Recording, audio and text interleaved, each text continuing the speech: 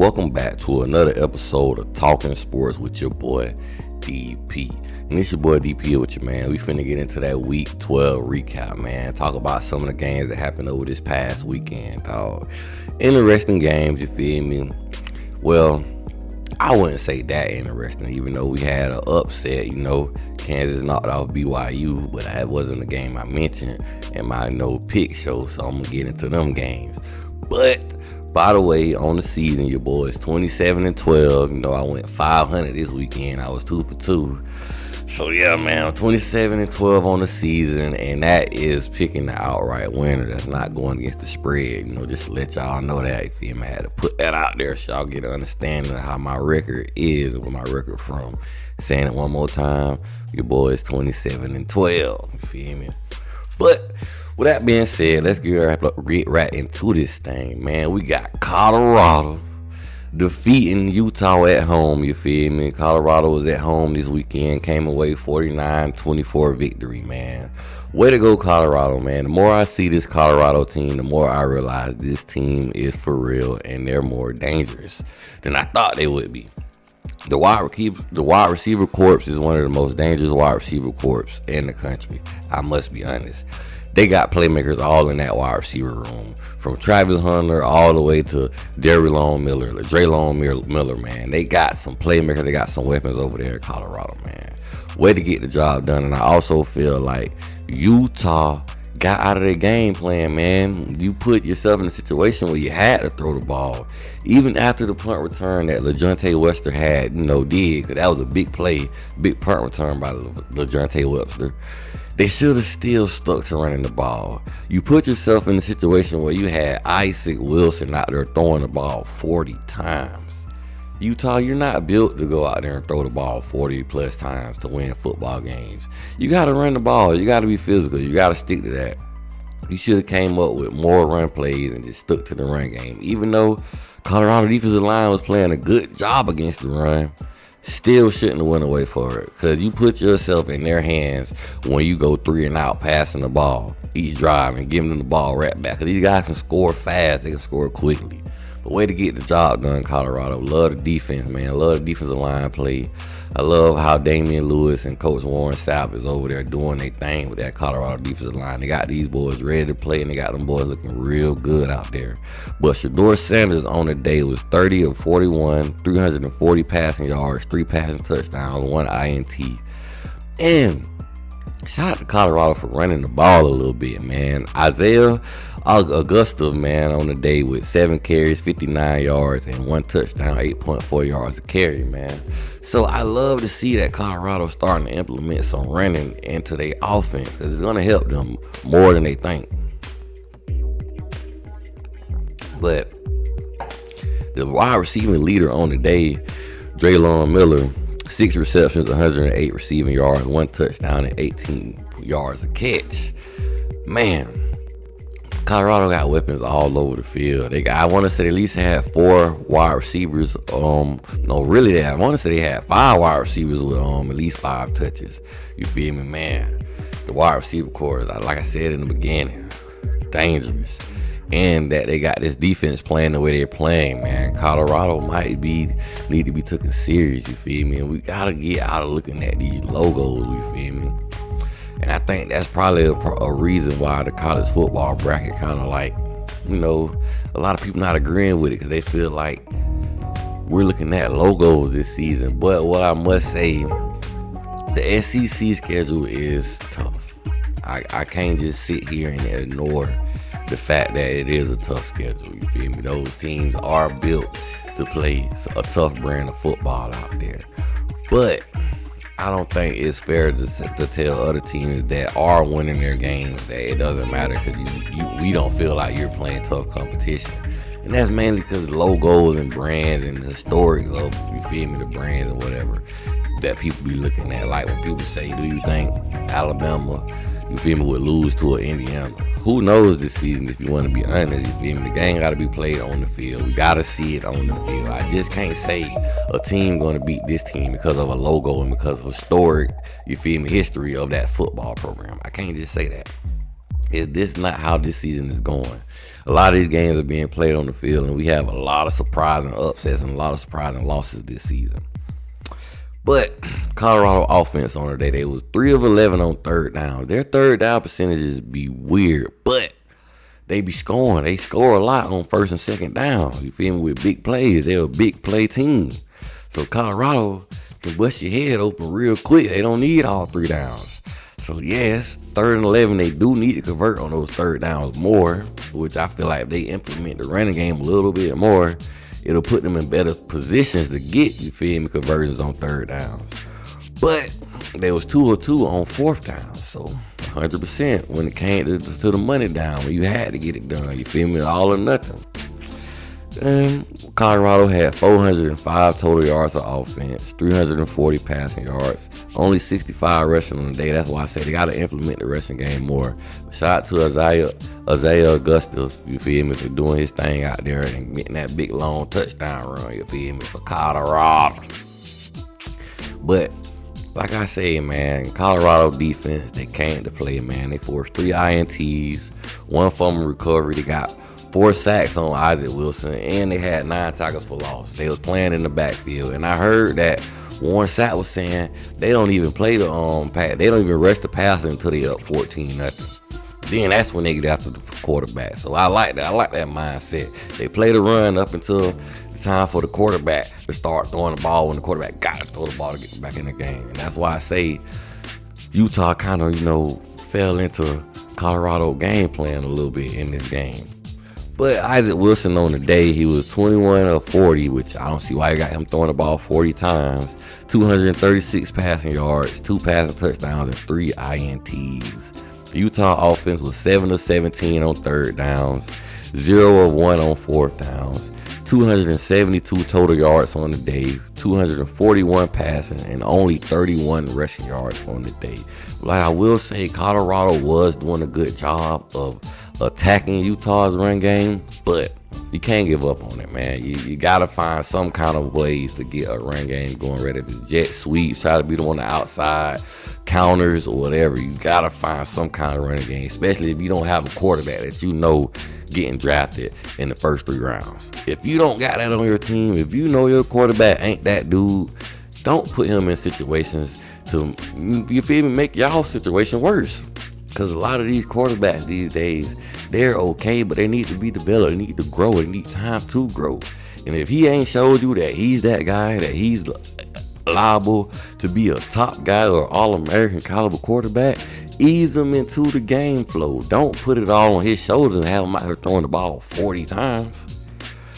But with that being said, man, we're going to get to the next game.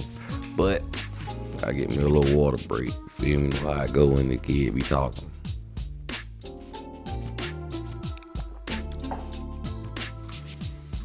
Now, this one of them games I had picked wrong.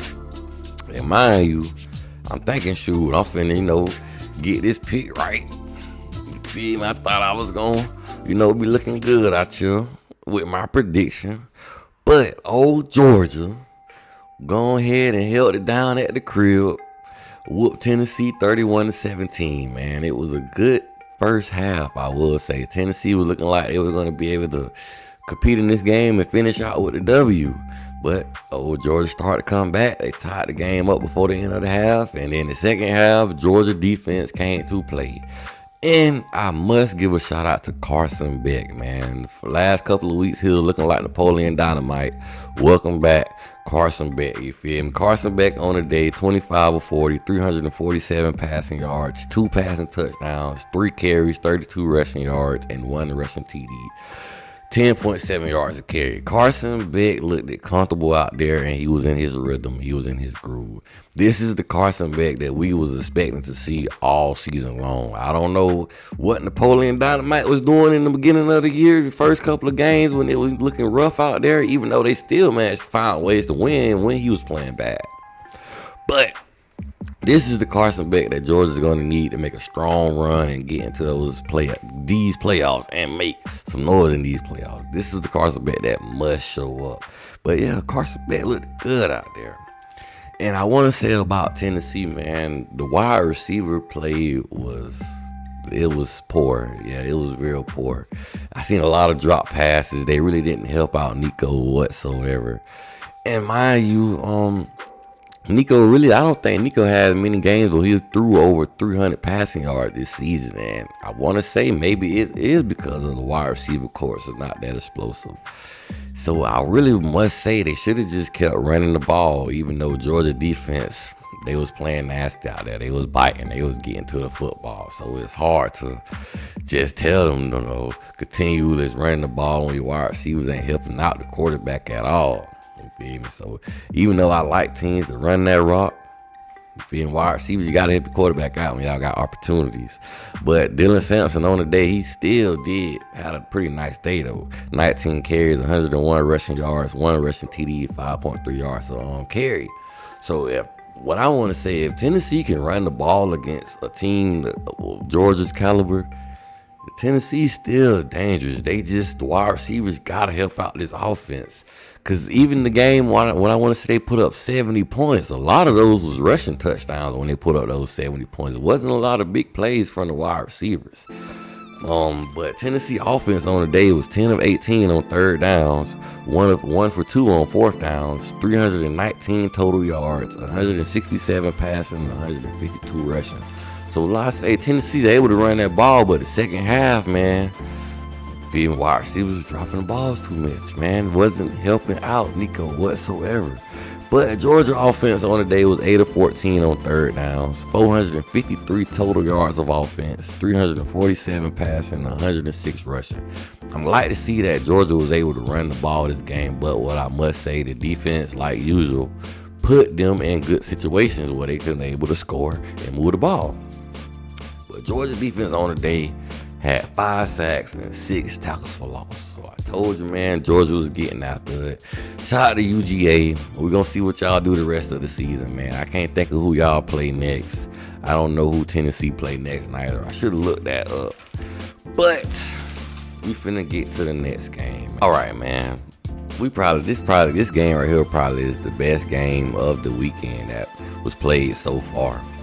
We got South Carolina defeating Missouri 34-30. What a game. Who would have thought Lenora Sellers would have went out here and threw 5 touchdown passes? What a day for Lenora Sellers, man. 21 of 30, 353 passing yards, 5 passing TDs, 1 INT, 14 carries for 45 yards. What a day by the young man. Way to ball. You feel me? A lot of people wouldn't have thought he had it in him to be able to sling that ball around the field the way he did. But the young man came out there and played and balled, and you feel me? He took it to the wire. Because Missouri, listen, I was thinking Missouri was going to come in this game and get blown out for the simple fact I didn't think Brady Cook was going to be back. But Brady Cook made an appearance and really helped out Missouri. Brady Cook, 21 of 31 today. 237 passing yards, 1 TD, 1 INT. But Missouri was running that rock, dog. Nate Noel is a dangerous young man. The young man on the day, 27 carries, 150 yards, 1 touchdown, and 5.6 yards a carry. They couldn't do much with Nate Noel, man. I think South Carolina was trying to pass rush a little bit too much and not playing discipline in those rush lanes. And I know one thing about Nate Noel, he's a one cut and go type of running back. So he was making sure he took advantage of his opportunities most definitely in this game. But the Missouri defense couldn't put it together. But Missouri offense on the day, 1 of 9 on third down. Good job for South Carolina getting them off the field. And it was 1 of 2 on fourth downs. 381 total yards of offense, 237 passing, 144 rushing on the day. But the problem I will say Missouri had, they couldn't create pressure on Lenora Sellers, man. They couldn't get to the young man. I don't think they had a sack on the day at all. Lenora Sellers did a good job of finding his receivers and getting the ball to them, man. Way to go. 5 different players. I ain't gonna say all of them wide receivers. 5 different players from the South Carolina caught touchdown passes, dog. South Carolina offense was 4 of 10 on third downs, 2 of 5 on fourth downs, 465 total yards of offense, 353 passing, and 109 rushing. And South Carolina defense on the day came away with 2 sacks, 4 tackles for loss, and 1 INT. So this was the best game of the weekend. It went down to the wire. It went down to the last second touchdown that South Carolina ended up scoring. So way to go, South Carolina. Way to compete. Way to get the job done. It was a close one for you, man, because Nate Noel was out there running that rock, boy. I'm telling you. But this game and the Colorado game I picked right, you feel me? The other games I lost on. And we finna talk about the last game right now. Cause this game kind of made me hot while I was watching it, man. I just hate when teams put themselves in bad positions and don't help themselves win the football game. Now we got old Texas winning over Arkansas 20-10, man. And mind you, I felt like Arkansas put themselves in good positions to really take advantage of this game and win this game. But the offensive coordinator, I don't know what he had going on. The first drive, I want to say they put Texas on 3 and out, got the ball back, and you know what the offensive coordinator do? He throws the ball the entire drive in a quick 3 and out. So then I want to say Texas, I want to say they get two different possessions. They had Texas on the 3 and out, Arkansas defense. That's what I want to say, if I can remember it correctly. And they got the ball back in each possession. Arkansas went out there and threw the ball the whole entire possession. And only the second time they got the ball, they ran it once and threw it the rest of the times. Taylor Green is not a first round, second round, third round quarterback. Why are you out there trying to sling the rock with the young man? Maybe you was hoping he would use his legs a little bit more, but God darn it, run the ball. You had Jaquin Jackson back. You give him the ball 11 times, 56 rushing yards, 5.1 yards a carry, and a rushing touchdown. When he did get the ball, it looked good. But you know what? You didn't give him the ball. You didn't feed him. You didn't feed your running game. You didn't feed your big freshman that you got. I want to say his last name, Powell. You didn't use your running game to his full power. I feel like if you would have stuck to the run game in this football game, you would have put yourself in better position to open up the pass, because you couldn't pass block for nothing. Texas defense on what day came away with 6 sacks and 9 tackles for loss. Mainly because you was putting Taylor Green in bad situations, thinking he was going to run when y'all was calling passing plays instead of just calling run plays. Arkansas, you really fumbled the bag this game. You had a chance to upset Texas. You had a chance to win this game, but you didn't. Well, I blame coaching. Let's just be honest. I don't blame the players. I blame coaching, because the defense played a hell of a game, and they kept the game close as long as they could until Texas. You know, at some point Texas was gonna score again, because you didn't give them your defense no help. When they was getting Texas off the field, you wasn't turning them possessions into points, man. You wasn't turning those drives into points, is what I mean. So you really wasted the defense great performance that they came out here and played for the most part, because you kept giving Texas the ball back real fast. And I know at some point your secondary was gonna give up good big plays, because they one of the lowest rated secondaries in the nation. But Texas on the day, Quinn Ewers, 20-32, 172 passing yards and 2 passing touchdowns. Texas offense was 4 of 15 on third downs, but 2 for 2 on fourth downs. 315 total yards on the day, 176 passing, 139 rushing. Defense, like I told you, man, 1 INT on the day, 1 fumble recovery, 6 sacks, 9 tackles for a loss. Taylor Green on the day, 17 for 25, 149 passing yards, 1 INT. You didn't put the young man in good situations. You should have ran the ball.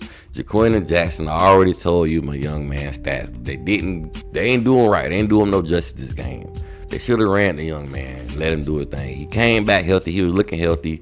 But you know what? You was being skeptical. I feel like he didn't want to use him to his full potential. But if you felt like that, you should at least let your other 2 running backs get involved and put them in the game plan more, instead of just letting Taylor Green try to drop back and be a hero. The offensive line was not pass blocking, but the run blocking was looking good. Arkansas offense on the day, 5 of 12 on third downs, 231 total yards, 149 passing, and only 82 rushing yards today, 2.4 yards per rush. Defense, 2 sacks, 9 tackles for loss. Defense was getting after it a little bit. Shout out to the Arkansas defense. The offensive coordinator didn't put the offense in good position to win this game. Shout out to Texas for getting the job done and getting the W. But Texas, you're going to have to play hard your last 2 games. Do not take Kentucky lightly and do not take Texas A&M lightly. But I'm looking forward to them being good games also. Because like I say, Texas really haven't proven anything to me so far this season. But with that being said, you feel me, man, that's all I got for you. I'm going to give y'all my picks probably tomorrow, you feel me? If not tomorrow, then I'm going to give them to you Friday. One of those days, you feel me? But with that being said, you feel me, we just went over the Week 12 recap. You just talk sports with your boy DP. Like, share, subscribe. It's all about you. And your boy's out, baby.